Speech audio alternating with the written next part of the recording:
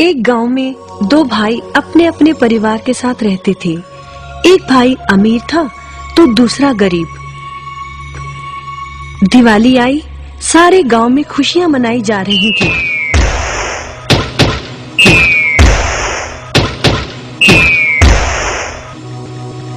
परंतु छोटे भाई के पास तो खाने लायक भी कुछ नहीं था। वह बड़े भाई के पास मदद मांगने गया। बड़े भाई ने दुत्कार कर बैरंग वापस भेज दिया। बेचारा उदास लौट रहा था कि रास्ते में एक बूढ़ा दिखाई दिया। बूढ़े के पास लकड़ियों का एक बड़ा सा गट्ठर था। बूढ़े ने उससे पूछा, क्या बात है बेटे, बहुत उदास हो? दिवाली पर तो खुश होना चाहिए। काहे की दिवाली ताऊ, मेरे भाई ने भी मेरी मदद नहीं की। मेरा परिवार भूखों मर रहा है और मैं कुछ नहीं कर पा रहा। यदि तुम मेरी मदद करो, इन लकड़ियों के गट्ठर को मेरे घर पहुंचा दो, तो मैं तुम्हें जो दूंगा उससे तुम अमीर हो जाओगे। छोटा बूढ़े के पीछे चलता हुआ लकड़ियों के गट्ठर को उसके घर छोड़ आया। बूढ़े ने छोटे को एक मालपुआ दिया और बोला, जंगल में जाना, एक जगह अजीब तरह के 3 पेड़ तुम्हें दिखेंगे, जिसके पास एक चट्टान होगी। ध्यान से देखोगे तो चट्टान के कोने में तुम्हें गुफा का एक मुंह दिखेगा। गुफा में चले जाना, वहां 3 बौने रहते हैं। मालपुआ उन्हें बहुत पसंद है, वैसे किसी भी कीमत पर छोड़ेंगे नहीं। तुम उनसे धन नहीं मांगना, बल्कि कहना मुझे पत्थर की चक्की दे दो। छोटा भाई गुफा में जा पहुंचा। उसके हाथ में मालपुआ देखकर एक बौना बोला, ये मुझे दे दो, मैं तुम्हें इसके बदले में जो कहोगे दे दूंगा। छोटा बोला, मुझे बस अपनी पत्थर की चक्की दे दो। चक्की लेकर छोटा जैसे ही चलने लगा, बौना बोला, इसे मामूली चक्की ना समझना। इसे घुमाने पर तुम जो मांगोगे इसमें से निकलता रहेगा। इच्छा पूरी होने पर इस पर लाल रंग का कपड़ा डाल देना, सामान बनना बंद हो जाएगा। चक्की लेकर छोटा भाई घर पहुंचा। पत्नी और बच्चे भूखे थे।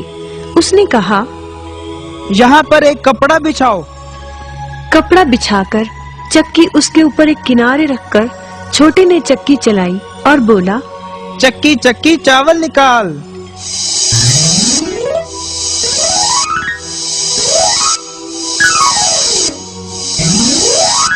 बस चावलों का ढेर लगना शुरू हो गया। लाल कपड़े से चक्की को ढककर छोटे ने फिर कपड़ा हटाया और दोबारा चक्की चलाकर बोला, चक्की चक्की दाल निकाल।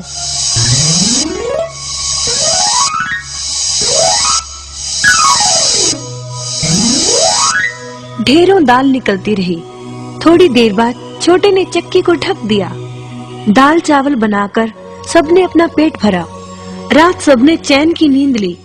बचे हुए ढेरों चावल और दाल को लादकर छोटा अगले दिन बाजार में बेच आया।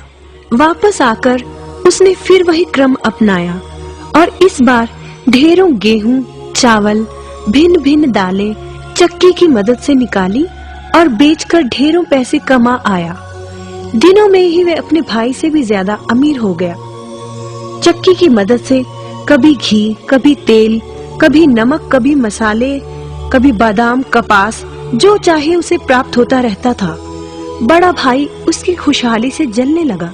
उसने सोचा, चंद दिनों पहले तो ये भूखों मर रहा था, अब इसके हाथ क्या लगा जो ये मुझसे भी ज्यादा धनी हो गया है।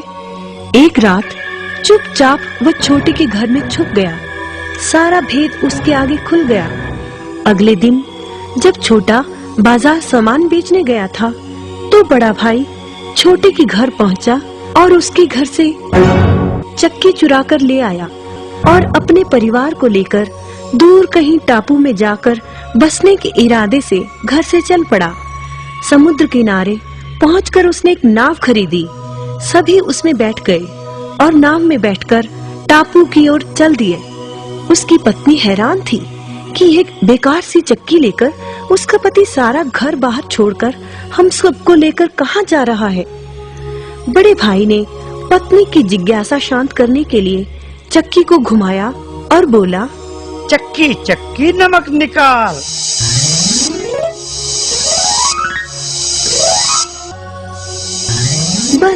फिर क्या था, नमक का ढेर नाव में लगना शुरू हो गया और नाव डूबने लगी। बड़े भाई को चक्की बंद करने का उपाय तो पता नहीं था।